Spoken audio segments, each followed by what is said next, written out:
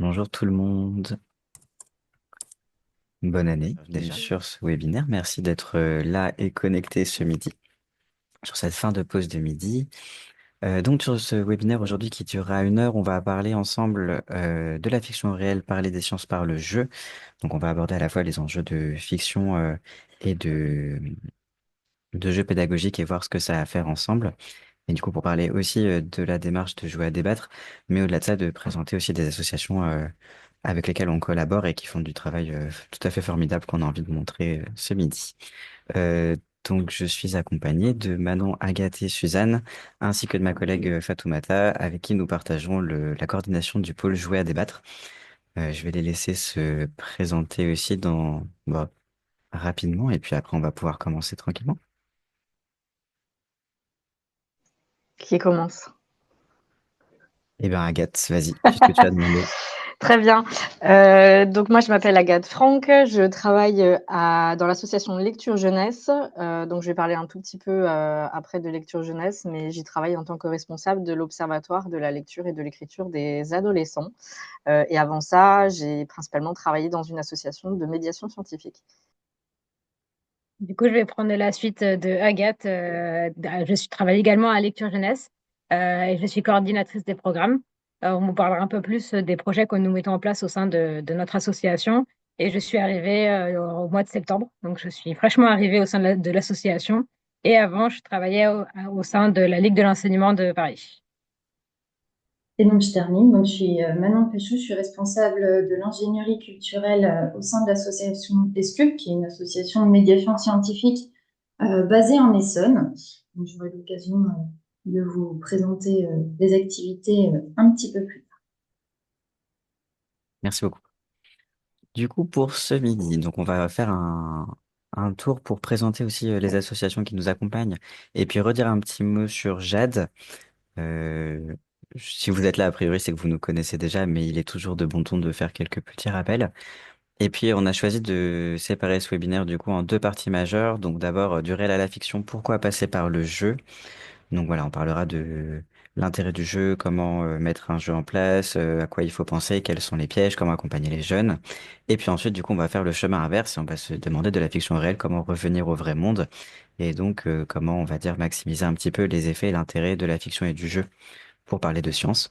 Et puis, bien évidemment, on terminera par un temps d'échange et de questions tous et toutes ensemble. Bon, d'ici là, si vous avez d'autres questions, n'hésitez pas à les poser dans le chat et puis on y répondra du mieux qu'on peut au fur et à mesure. Donc, l'arbre des connaissances. Nous sommes une association de chercheurs qui a fêté ses 20 ans en octobre et qui porte trois dispositifs. Donc, on va parler particulièrement de jouer à débattre aujourd'hui, mais nous portons aussi le dispositif apprenti-chercheur qui permet à des binômes de collégiens et de lycéens d'être en immersion dans le monde de la recherche en menant un projet de recherche plusieurs mercredis après-midi au cours de l'année scolaire et qui donne ensuite lieu à une restitution lors d'un congrès des apprentis-chercheurs. Donc on compte en général autour de 450 binômes par an répartis sur tout le territoire national. Et puis nous portons aussi Math Digital, qui est un site internet et des profils réseaux sociaux de vulgarisation sur les sciences des addictions. Sciences au sens large, puisqu'on s'ouvre autant aux sciences humaines et sociales qu'à la chimie, à la neurobiologie et tout autre domaine qui permet d'aborder les addictions. Et donc enfin, jouer à débattre, donc nous mettons à disposition gratuite de tous les professionnels qui sont au contact des jeunes, qu'ils soient de la médiation scientifique, médiation culturelle, enseignement bien évidemment, recherche, socioculturelle, etc. Des supports qui permettent de mener à bien une séance de jeu d'à peu près 1 heure et demie, voire 2 heures, au cours de laquelle les jeunes sont amenés donc par le jeu de rôle et le débat à discuter ensemble de sujets sciences-société.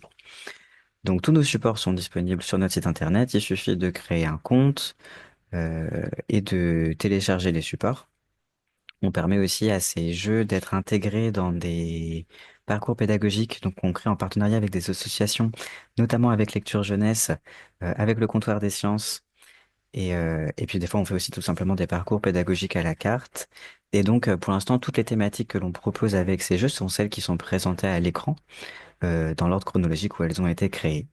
À chaque fois qu'on crée des supports, ils sont créés en collaboration avec d'un côté des classes tests issues de l'enseignement général et de l'enseignement agricole et professionnel pour s'assurer, on va dire, de la pertinence de nos supports et du mode de jeu que l'on met en place, et aussi avec des laboratoires de recherche qui nous soutiennent sur le volet vulgarisation et contenu scientifique des jeux. Nous avons en plus deux autres jeux qui sont en cours de production en ce moment, l'un sur le numérique et l'environnement et l'autre sur la captation du carbone. Mais ça, vous aurez l'occasion d'en apprendre plus en suivant nos actualités.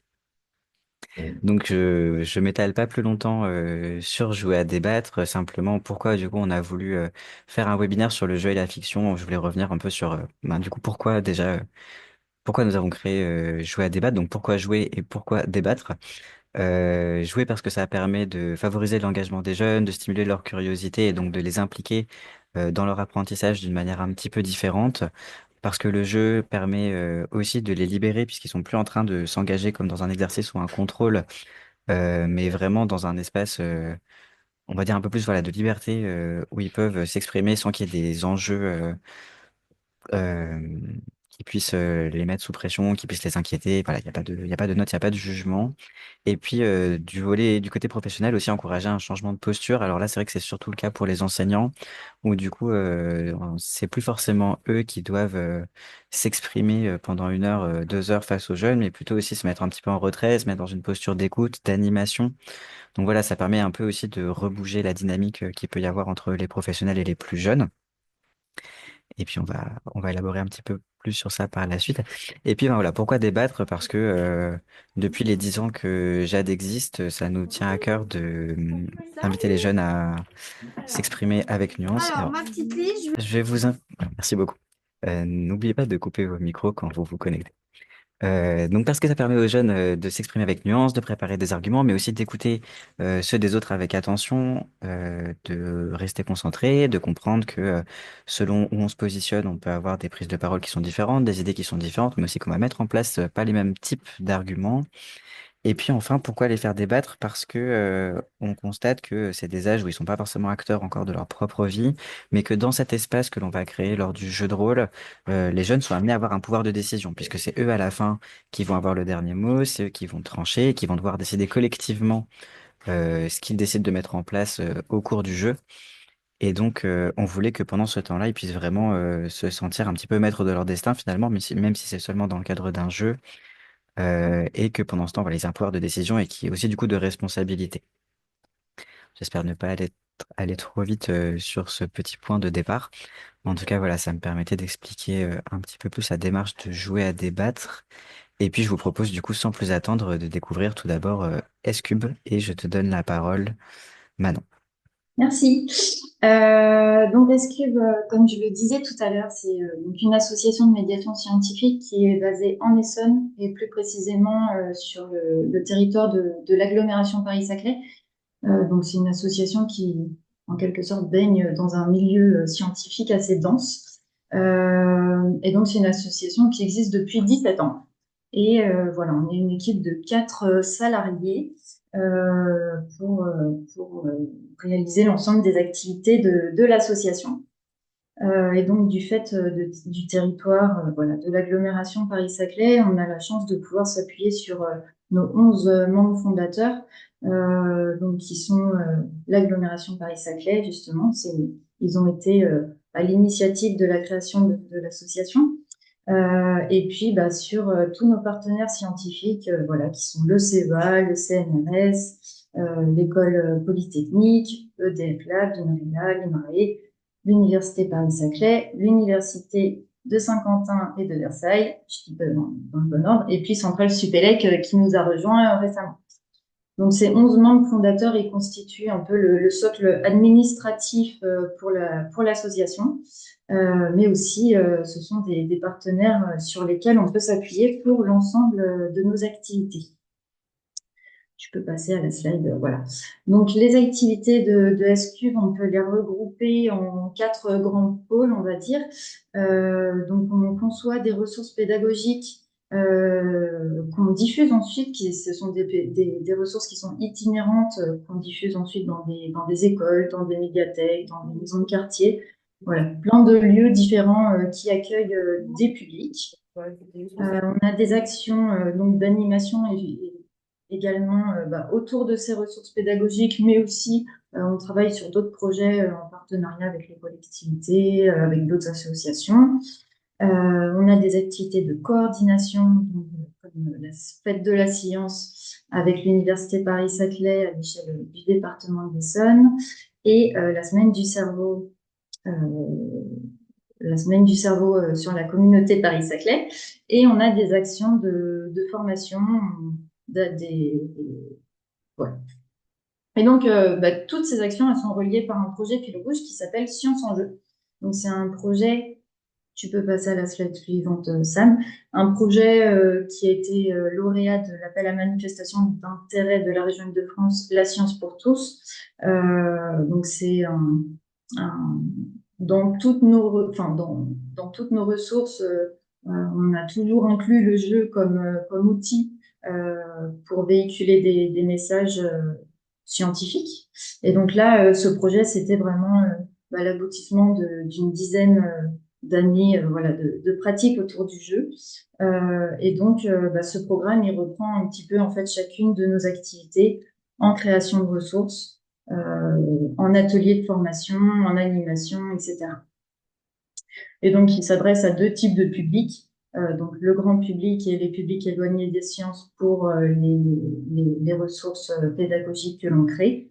Donc là, on en a créé deux. On en crée deux. On en a créé une déjà sur les maths et les jeux. Et là, on travaille sur la thématique du cerveau et des apprentissages.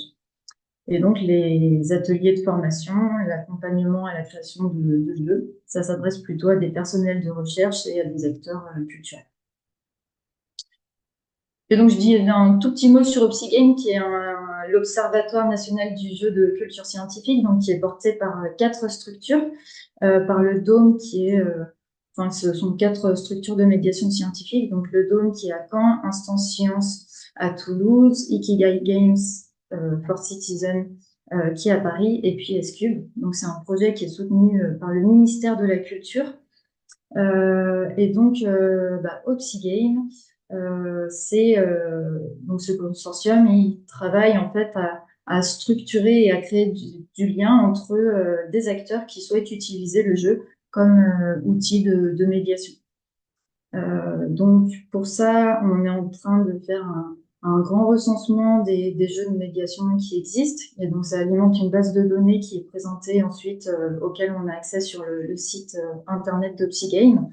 On propose une programmation, on a déjà organisé 2 webinaires et puis on est en train de travailler sur la programmation de 2025.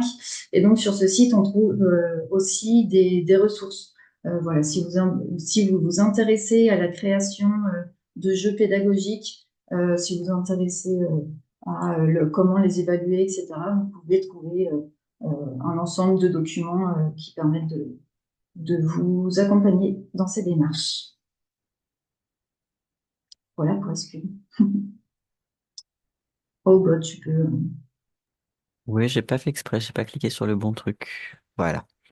Alors, hop, et du coup, je redonne la parole ensuite. Merci beaucoup Manon pour cette première intervention à l'équipe de lecture jeunesse. Du coup, je vais commencer. Ou Suzanne, Comme tu peux commencer à la présentation de l'association, si tu veux. t'as dit tu peux ou je peux? Pardon. Je peux. Ok, vas-y. Alors, je veux bien que tu passes à la slide suivante, déjà. Du coup, Lecture Jeunesse, c'est une association qui existe depuis 50 ans, qui est là pour développer la lecture et l'écriture des adolescents et pour prévenir l'illettrisme, lutter contre l'inégalité et prévenir contre le décrochage scolaire. Comment donc on a des pardon, excusez-moi. Pour cela, en fait, on va favoriser le développement de la lecture et de l'écriture en contribuant les jeunes dans leurs connaissances qui leur permettront en fait de créer un peu un esprit critique, notamment avec la lecture d'œuvres, en échangeant sur ces œuvres et en fait pour qu'ils puissent développer leur pensée autonome.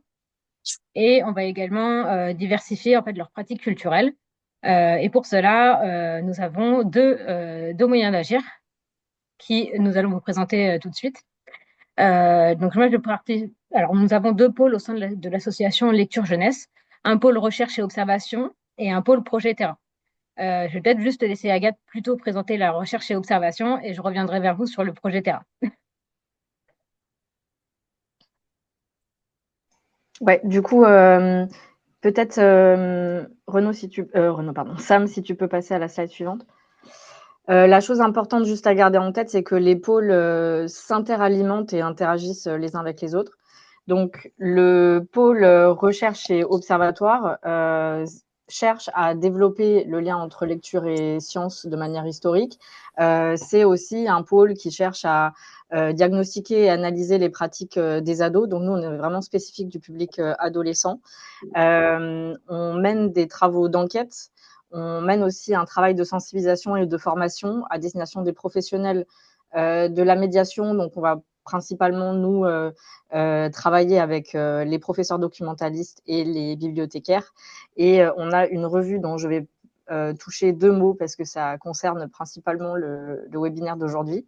Donc, ce qu'on fait au niveau de l'observatoire, c'est qu'on analyse et on diagnostique les pratiques de lecture, d'écriture et d'oralité des ados. Il faut savoir que la culture scientifique, dont on va quand même parler pas mal aujourd'hui, est un axe fort de réflexion de l'association et principalement de l'observatoire depuis 2017, donc depuis sa création.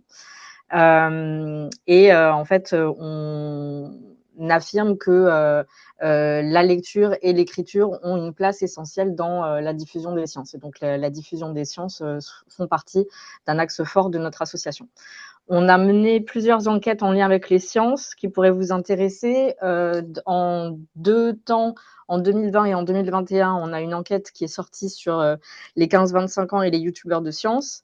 En 2023, on a sorti une enquête avec Clémence Perronnet sur l'influence des objets et des pratiques culturelles sur l'orientation des filles en sciences. Et là, on va sortir deux rapports, donc qui ne sont pas encore publiés, sur la thématique filles, sciences et culture. Un qui va analyser l'offre éditoriale scientifique à destination des adolescents et analyser en fait les représentations féminines dans ces ouvrages. Donc, on a un corpus de plusieurs dizaines d'ouvrages qui ont été analysés. Et un autre rapport sur les pratiques de médiation qui utilisent le livre et la prise en compte du genre dans ces actions de médiation. Donc, on va les publier bientôt. Ils sont en cours de mise en page. Et surtout, on va restituer ces deux rapports pendant un événement à la Maison Poincaré le 11 février matin. Donc, n'hésitez pas à vous inscrire. Il reste encore des places et on a le lien à la fin de la présentation. Et on a aussi, au sein de l'Observatoire, un axe de sensibilisation et de formation des professionnels.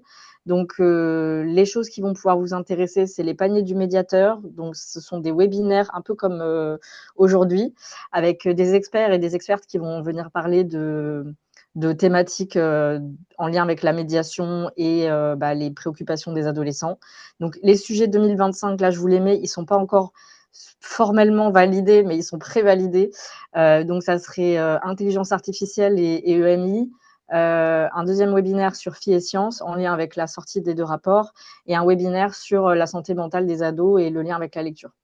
Et on a aussi des formations, donc je vous ai mis les formations de début d'année prochaine, on en a plein d'autres sur notre site. Et je vais vous citer aussi la revue, donc qui est la revue Lecture Jeune, trimestrielle. On sort aussi 2 hors-séries par an avec des pratiques de médiation. Et notamment, en lien avec le webinaire d'aujourd'hui, on a le Lecture Jeune, le numéro 182, qui est sorti en 2022, qui traite de la lecture en jeu. Donc, voilà, où il y aura des possibilités d'approfondir un peu les choses dont on pourra parler aujourd'hui. Et le Lecture Jeune numéro 185, qui abordait, donc qui est sorti en 2023 et qui abordait les littératures de l'imaginaire. Et donc là où c'est plus l'occasion de faire le lien entre fiction et pédagogie. Voilà. Et Suzanne, je te laisse poursuivre sur les projets. Ça va. Donc, je vais vous dire surtout, donc, l'association Lecture Jeunesse propose 3 projets. Donc, je vais surtout aborder le projet Cortex, qui est le plus intéressant pour le webinaire d'aujourd'hui. Cortex, donc, c'est l'idée de prendre position dans un débat de société. Donc, à partir de ressources documentaires et de fiction, donc pour les jeunes, pour des groupes de jeunes à partir de la 4e, l'objectif est de construire un débat argumenté autour d'une problématique scientifique sur un de nos 3 thèmes. Donc, on propose 3 thèmes, l'écologie, l'IA, l'humain augmenté. Donc, le projet va se dérouler environ sur 10 à 12 séances, avec plusieurs encadrants parce que c'est un projet interdisciplinaire, pardon. Et l'objectif pour les jeunes est de créer un débat pour enregistrer un podcast en fin de projet. Pour cela, par groupe, ils vont développer un argumentaire sur une problématique, mettre en place un groupe témoin, donc proposer en fait cet argumentaire devant un groupe témoin, et suite au retour de ce groupe témoin, modifier en fait le débat pour ensuite enregistrer le podcast. Et c'est dans ce cadre-là que le JAD intervient, notamment pour introduire en fait vraiment le débat sur la problématique scientifique. Et je vous parle juste en 2 mots de Numuk et Utop, qui sont 2 autres projets. Donc Numuk, c'est la création d'un livre numérique sur une année scolaire, donc sur un thème choisi par les enseignants ou par les jeunes, qui peut être proposé dans le cadre du programme scolaire. Donc ça peut être vraiment adapté. Et de temps en temps, nous avons des projets Numuk qui sont scientifiques. 20% à peu près sont des projets autour du thème, on va dire, des matières un peu scientifiques.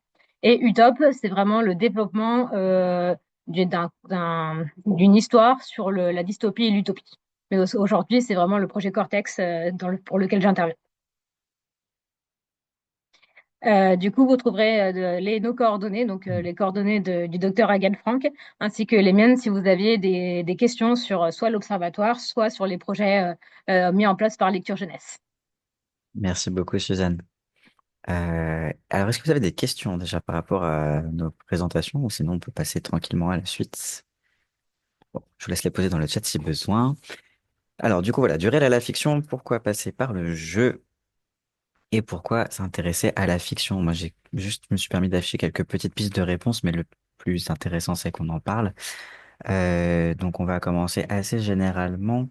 Finalement, à quoi ça sert? Pourquoi s'embêter à passer par de la fiction ou par du jeu pour passer des informations scientifiques?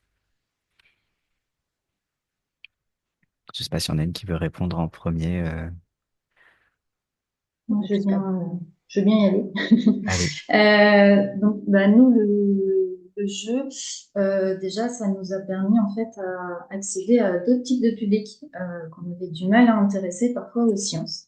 Donc, le jeu, ça a été, enfin, c'est un élément de motivation chez certains publics. Et là, par exemple, je pense notamment au public qu'on peut rencontrer, nous, parfois en animation dans des centres de loisirs, dans des centres d'accueil en périscolaire, en QPV, avec des jeunes qui sont parfois en décrochage scolaire, qui, si on leur disait, bah, venez, on va faire des sciences, bah, voilà, il n'y aurait pas grand nombre de branchés. Alors que si on leur propose, bon, ben, on va passer un peu de temps à faire un jeu, venez faire un jeu avec nous. Là, tout de suite, on a déjà plus de personnes motivées. Et donc, ce qu'on trouve intéressant par le jeu, en fait, c'est que bah, tout de suite, on a des publics qui sont actifs. Euh, Ils sont dans une situation où ils vont avoir un objectif précis. Donc ça, c'est à nous, animateurs, de leur donner cet objectif précis. Et en ayant cet objectif précis, en ayant des règles qui sont contraintes donc, par le jeu, et ben ils vont être très très actifs dans la recherche d'atteinte d'objectifs. Et donc ce qui est intéressant par le jeu, c'est qu'en fait on a donc nous on travaille surtout avec des jeux dont la mécanique en fait est porteuse du message. Et donc, grâce à ça, en fait, euh, et ben les joueurs, les participants, ils vont pouvoir avoir des feedbacks qui sont assez rapides. C'est-à-dire que si dans le jeu, ils font une action qui est pas bonne, s'ils prennent une mauvaise décision, s'ils choisissent des paramètres qui sont pas ceux que nous on souhaitait qu'ils prennent, ils vont avoir un retour. Alors, soit ça se matérialise par une perte de points, voilà, il y a plein de choses en game design qui permettent de faire comprendre ça, mais il y a une petite sanction qui permettent de montrer qu'en fait, la décision qu'ils ont prise, c'était pas la bonne. Donc, ce feedback, il est important dans les apprentissages. Voilà, quand on nous dit, bon, bah non, là, tu as fait une erreur, en fait, c'est aussi, c'est comme ça qu'on apprend. Et donc, le jeu, c'est ce que ça permet. Alors, le jeu vidéo, encore plus. Nous, on travaille, chez Escube, on travaille beaucoup autour du jeu de plateau, du jeu de société. Mais c'est vrai que le jeu vidéo, c'est encore plus intéressant parce que ça permet d'avoir une réponse encore plus rapide. Euh, voilà. Donc, pour moi, c'est vraiment la motivation, le fait que les joueurs soient très actifs et cet aspect d'avoir un feedback assez rapide. Alors, du coup, je vais reprendre la suite. C'est vrai que je suis assez d'accord c'est vrai que dans le cadre du jeu, et c'est aussi valable dans le cadre de nos projets, il y a vraiment un renforcement un peu de motivation chez les jeunes, notamment parce que ça sort un peu du cadre scolaire auquel ils sont un peu plus habitués. Donc, ça permet vraiment qu'ils deviennent vraiment acteurs et actrices de leur apprentissage.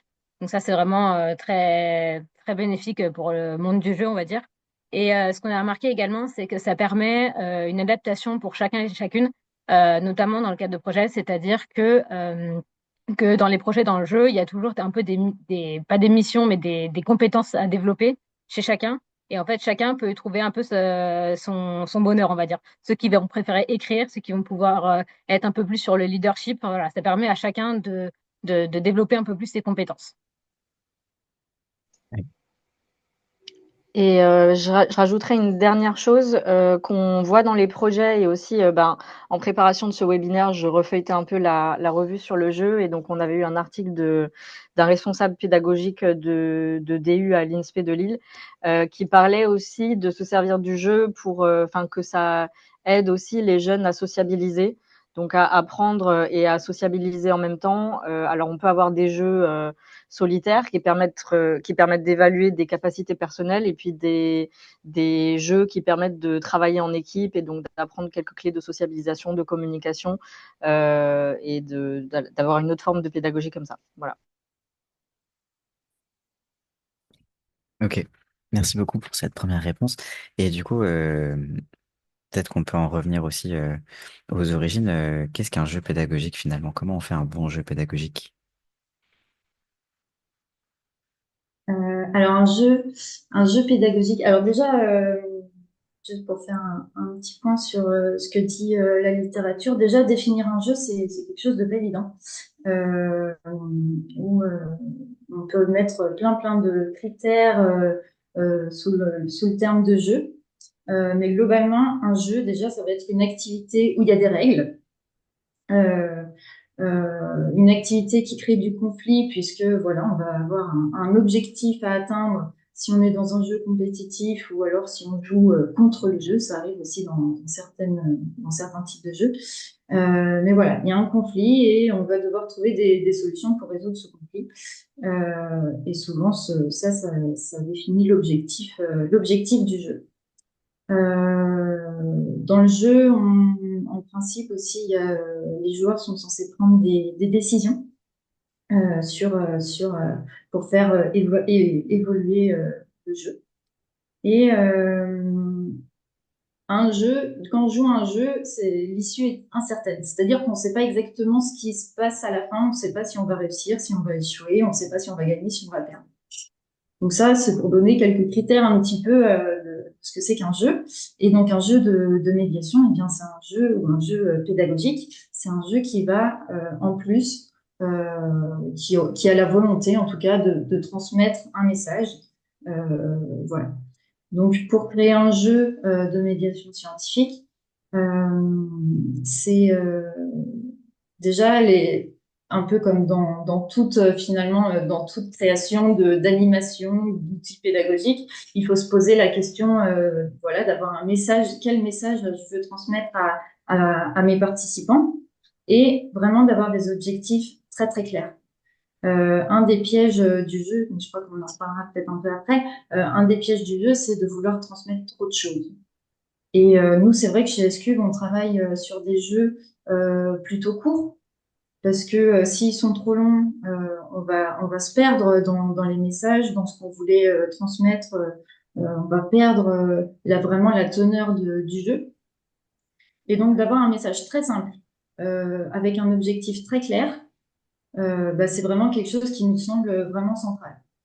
Si le joueur il sait pas exactement ce qu'il doit faire, s'il sait pas exactement où il doit aller, et ben forcément le jeu va être plus compliqué et donc l'expérience en tant que telle sera pas forcément très bien vécue par les joueurs. Et que je te rejoins là-dessus. Euh, voilà. J'ajoute un tout petit mot aussi sur jouer à débattre, c'est que nous, on va s'attacher aussi pas forcément toujours à transmettre une quantité énorme d'informations, plutôt qu'à leur transmettre et à leur faire comprendre des pratiques. Donc justement sur la pratique du débat, sur l'oralité, la prise de notes et la synthèse, et puis cultiver un intérêt aussi. Et c'est peut-être là d'ailleurs que la fiction apporte aussi quelque chose de très intéressant, de piquer la curiosité des jeunes sur quelque chose où on n'est plus forcément dans le là maintenant aujourd'hui quotidien, mais aussi dans ce que l'imaginaire a apporté, qui peut être parfois plus séduisant que ce qui se passe concrètement autour de nous. Ouais. Dans le cadre de nos projets de lecture jeunesse, c'est vrai que tout ce que tu disais, Manon, on est assez d'accord. C'est vrai que les objectifs clairs et définis dès le début, c'est quand même quelque chose, que ce soit un jeu pédagogique ou un projet pédagogique, c'est vraiment quelque chose d'indispensable. Et la définition aussi des compétences ou de l'apprentissage qu'on souhaite transmettre lorsqu'on pratique ce genre de jeu ou de projet pédagogique. Et il faut aussi, ce qui est de façon un peu plus abstraite, on va dire, ce qui est très difficile aussi dans la création d'un jeu pédagogique, c'est de trouver un peu la balance entre ce qui va être ludique et ce qui va être pédagogique. Comme tu disais, qu'il n'y ait pas trop d'informations ou trop de ludique. Donc ça, c'est très compliqué aussi, mais je pense que c'est une fois qu'on a trouvé la bonne balance, c'est ça qui fait un bon jeu pédagogique. Et donc, par exemple, pour trouver la bonne balance, c'est faire des tests. Enfin, voilà, une création de jeu, c'est un peu une démarche itérative. On a une idée de jeu, on essaye de créer. Et ensuite, tout de suite, eh ben, va falloir tester ce jeu, ce premier jeu, faire un prototype et tester ce premier jeu et ensuite ajuster en fonction des retours qu'on a eus, des observations qu'on a pu faire à l'occasion de ces tests. Et ensuite, de se relancer vraiment, bon, voilà, j'ai fait mes modifications, j'ai une nouvelle version de mon jeu, et il faut que je le reteste. Et sans cesse, jusqu'à ce qu'on soit satisfait du résultat, jusqu'à ce qu'on se rende compte que nos publics voilà, ils retiennent les messages qu'on voulait leur faire passer, etc. Donc le test, c'est vraiment un élément indispensable quand on se lance dans une création de jeu. Et alors du coup, donc certains de ces jeux des fois amènent aussi à une démarche créative. Et là, je pense aussi notamment à Cortex. Alors du coup, comment est-ce qu'on peut accompagner les jeunes, soit dans la pratique de ces jeux, soit dans une pratique créative, là où c'est quelque chose auquel ils sont parfois pas encore habitués à cet âge-là? Du coup, c'est vrai que dans le cadre du projet Cortex, donc Lecture Jeunesse, en fait, accompagne plutôt les encadrants et les enseignants plus que les jeunes. C'est-à-dire qu'on va former les encadrants et les enseignants qui vont faire le projet Cortex à eux-mêmes animer en fait le projet Cortex. Donc en fait, Lecture Jeunesse propose quand même dans ce cas-là des outils d'accompagnement pédagogique aux encadrants, donc tout au long de l'année, notamment en commençant par le jouet à débattre qui est vraiment une très bonne. Ça intéresse tout de suite les jeunes sur les sciences parce que c'est vraiment une très bonne porte d'entrée. Donc c'est vraiment une première démarche en fait qui va leur permettre de réfléchir et d'avoir un peu une première avancée sur leur démarche créative. On encourage toujours également les encadrants à proposer des ressources variées. Quand je dis ressources variées, c'est-à-dire que ça peut être évidemment des livres, mais ça peut être des podcasts, ça peut être des films, des séries, vraiment tout ce qui va servir à cultiver un peu cette créativité, on va dire. Et dans le cadre de Cortex également, pour cette démarche créative, on propose en plus de jouer à débattre, une intervention d'un professionnel, donc en fonction du thème choisi par le groupe de jeunes. Soit ça va être quelqu'un de scientifique, soit quelqu'un qui travaille dans le monde du podcast, pour justement avoir ces échanges, cette émulation autour avec les jeunes, avec ce professionnel qui va leur permettre d'avancer sur leur projet. Merci. Est-ce que tu veux rajouter quelque chose maintenant? Oui, nous, ça nous arrivait d'accompagner des jeunes à créer des jeux, des escape games, notamment sur la thématique du climat. Et c'est vrai que sur tout ce qui est sur toute la partie de rédaction de scénario, etc. C'est vrai que c'est quelque chose où il faut proposer des outils en fait. Il faut proposer des outils pour accompagner les jeunes, pour les aider à, à être créatifs, à avoir des idées, des nouvelles idées. Donc nous, ce qu'on a utilisé, c'était des jeux narratifs. Il y a plein de jeux narratifs qui permettent de créer des histoires, enfin d'aider en tout cas à créer des histoires. Nous, on a utilisé par exemple Comment j'ai adopté un gnou, qui donne en fait, c'est un jeu de dés qui donne des éléments narratifs, enfin des éléments structurants en tout cas pour construire une histoire.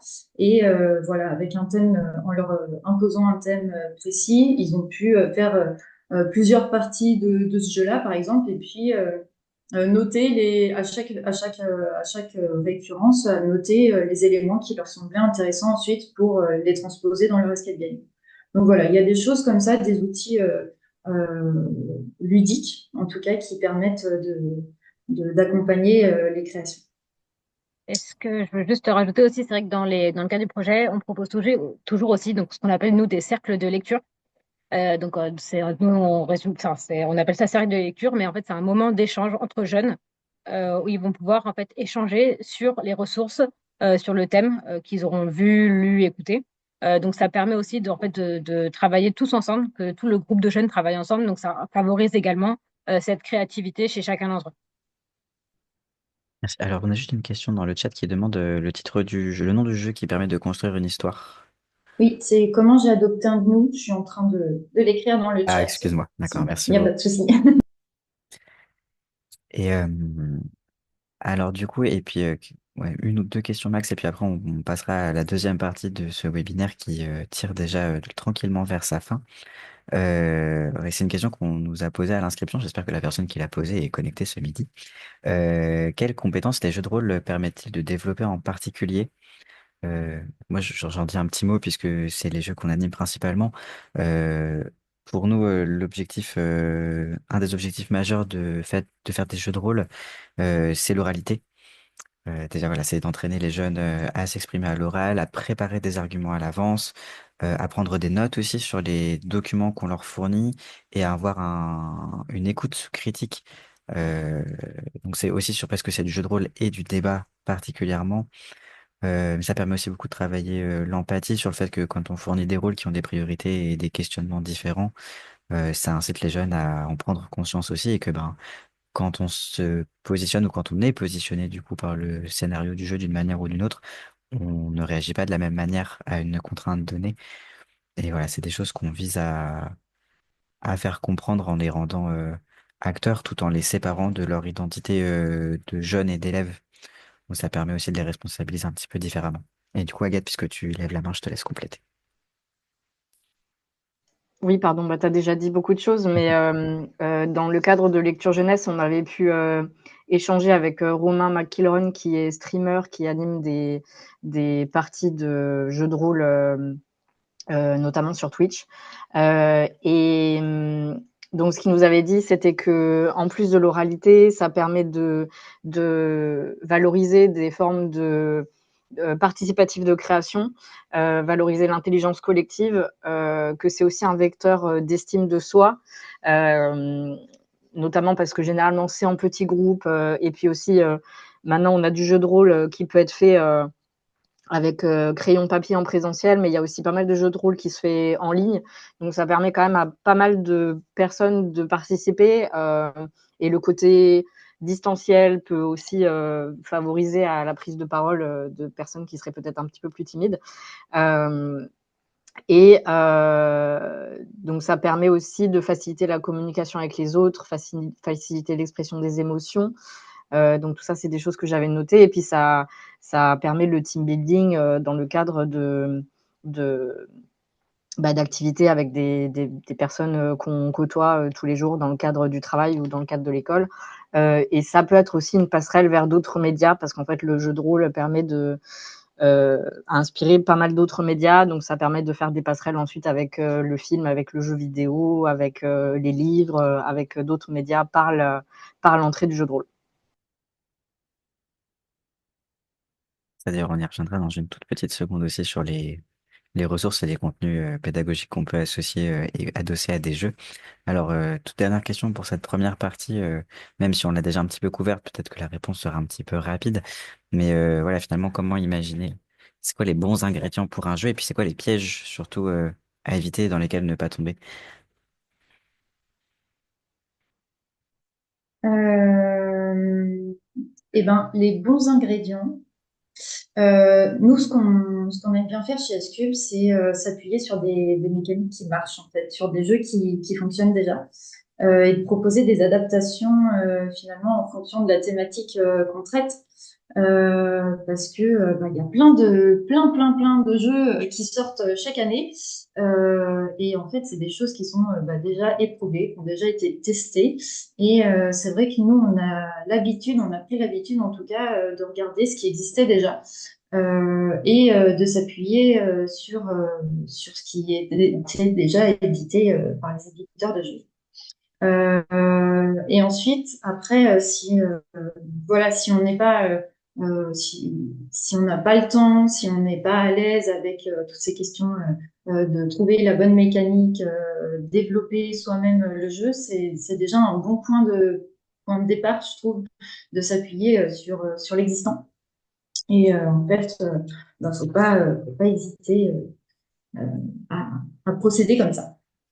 Après, ben, faut vraiment avoir des règles bah, qui soient vraiment très claires, avec un objectif de jeu très clair, pour que en fait le jeu ne devienne pas un obstacle. En fait, s'il n'est pas compris par le public, si l'objectif n'est pas compris, s'il n'est pas suffisamment simple, et si les règles ne sont pas suffisamment simples, le jeu ça peut devenir un obstacle dès le départ à la à l'animation que vous allez proposer. Donc, ce serait un peu dommage d'en arriver là.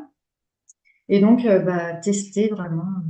Je me répète un peu hein, avec la première question, mais voilà, tester vraiment absolument toutes les créations.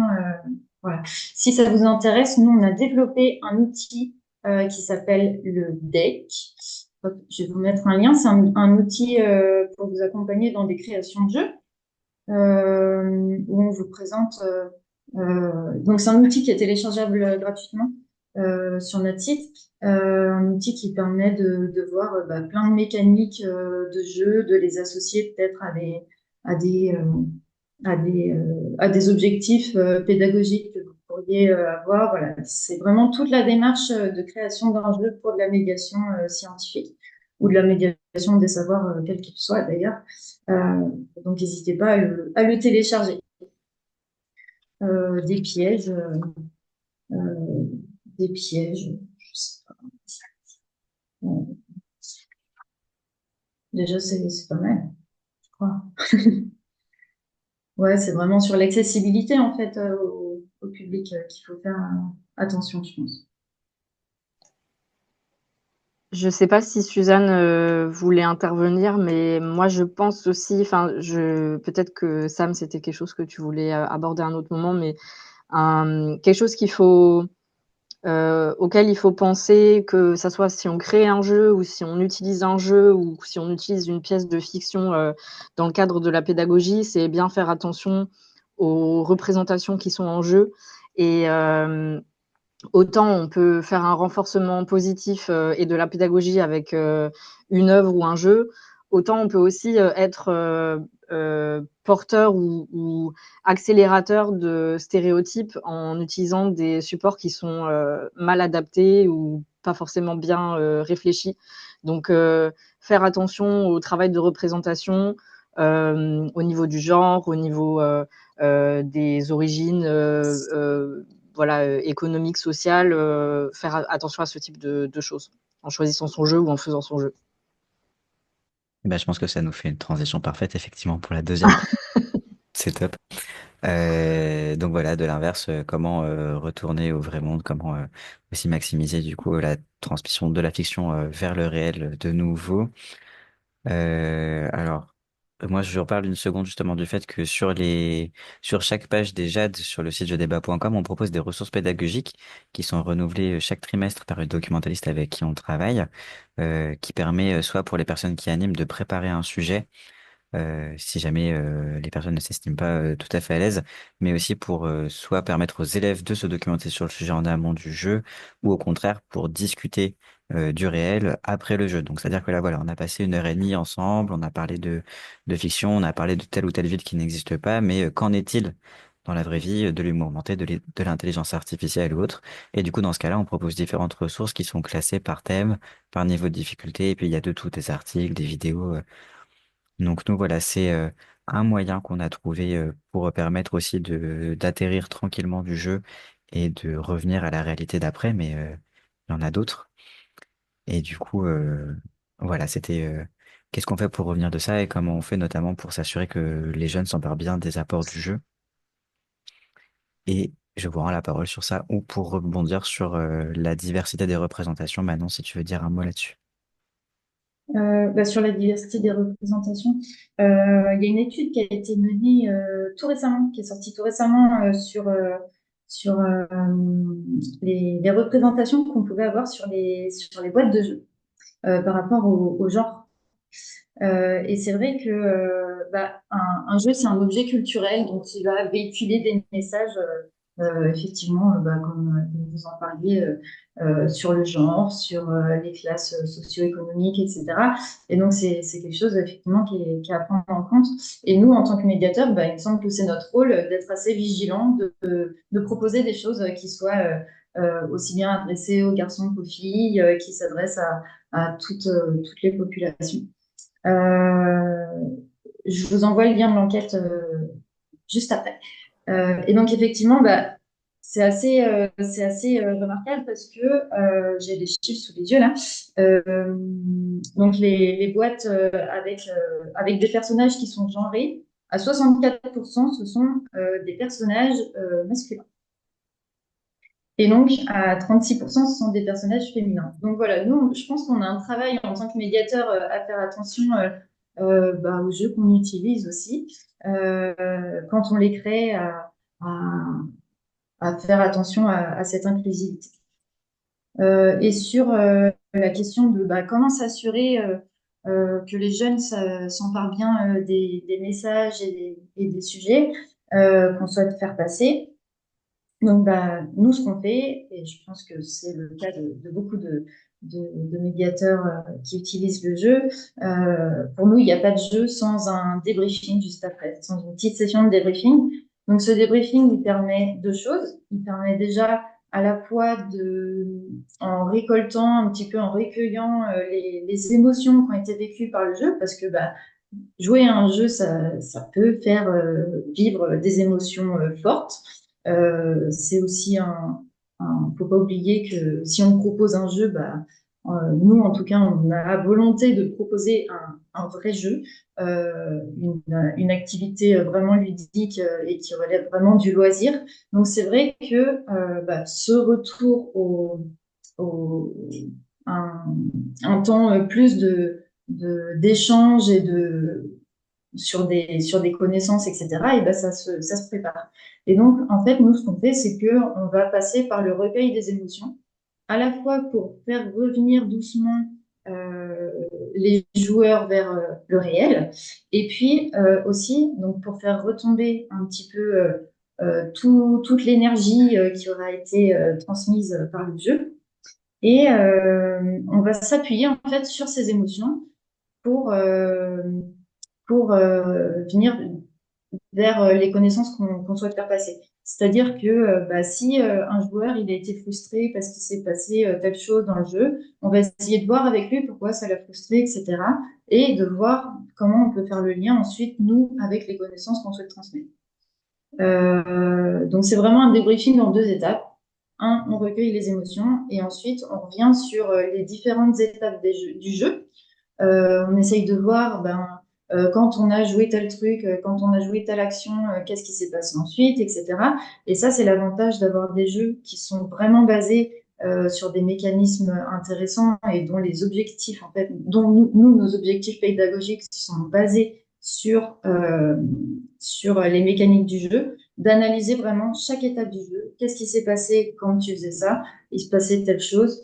Ah bah tu vois, donc c'est vraiment faire ressentir en fait par le jeu ce que les choses que nous on voulait transmettre. Donc ça avoir un petit peu une démarche de métacognition, une démarche réflexive sur la partie qui vient d'être jouée en fait. Hmm. Ok. Dans le cadre des Ah, projets, notre réflexion, nous, elle sera plus d'un projet à l'autre.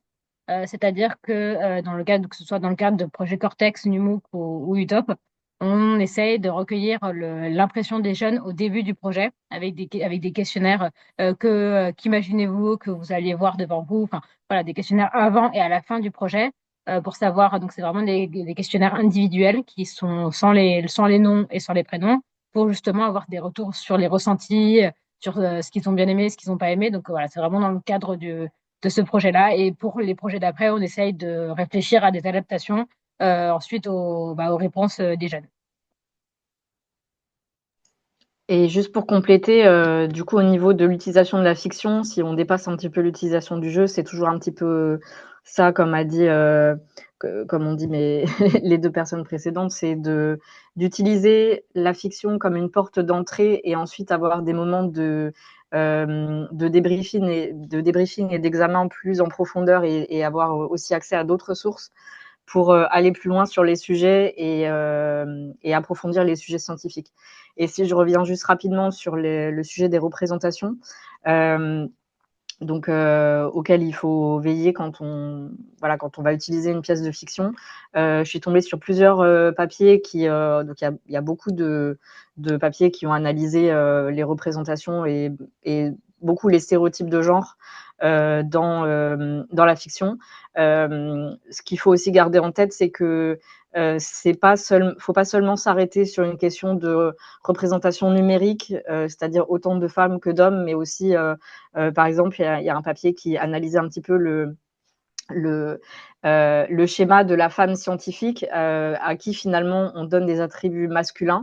Donc en soi, c'est une femme, mais voilà, c'est une femme qui a fait sa place dans un milieu d'hommes et donc elle a des caractéristiques masculines, elle est généralement asexuée et son existence en fait ne joue pas vraiment en tant que femme et pas vraiment en termes de féminité ou d'intuition féminine, c'est principalement parce que c'est un peu l'équivalent d'un homme mais en femme quoi. Donc ça c'était une étude en 2023 et nous donc je suis très intéressée par l'étude sur les jeux. Nous on a fait une étude sur les livres et les représentations féminines. Donc on avait un corpus assez important de plus de 80 livres qui ont été analysés par des bénévoles. Et donc nous, ce qu'on a montré, donc le rapport est encore une fois est pas encore publié, mais il sera bientôt publié, c'est que autant on a un effort significatif qui est fait pour augmenter la part des femmes représentées dans les ouvrages fictionnels de sciences, autant les figures féminines sont rarement représentées, engagées dans un travail scientifique. La plupart des figures féminines aussi travaillent en majorité dans les sciences de la vie et de la nature, ou tout ce qui va être la science du care, ce qui revient aussi dans d'autres analyses que les femmes sont généralement reliées au care, à la biologie, à voilà, quelque chose qui est dénué d'intérêt et plutôt pour aider la société et le monde. Donc, dans la majorité des récits fictionnels, en fait, les personnages féminins exercent des activités scientifiques avec des motivations altruistes. Et on avait aussi 50% des ouvrages de fiction du corpus qui présentaient l'appétence et les compétences des personnages féminins pour les sciences comme un don inné. Pas forcément quelque chose qui s'acquiert, mais plus une ambition ou quelque chose qui est déjà acquis et donc ce qui empêche un petit peu le travail de représentation pour les filles. Donc, au-delà de juste regarder combien on a de femmes et combien on a d'hommes, ce qui est intéressant, c'est aussi parfois aller un peu plus loin dans l'analyse des ouvrages qu'on va utiliser pour vraiment vérifier qu'on a un travail de représentation qui va permettre en fait aux jeunes de trouver des personas dans lesquels ils vont pouvoir se projeter, il ou elle d'ailleurs. Merci beaucoup. Comme on arrive à la fin de cette séance, je vais ouvrir un petit temps de questions. Si des personnes dans le public ont des questions, c'est le moment de les poser. Et en attendant, et pour vous laisser le temps d'y réfléchir aussi, merci beaucoup à tous et à toutes de votre présence. Merci Manon, Suzanne et Agathe pour votre participation à ce webinaire et pour vos mots que j'ai personnellement trouvé très intéressants. Et j'espère que vous y avez trouvé aussi votre compte et que ça vous a plu. Alors, est-ce qu'il y a des questions?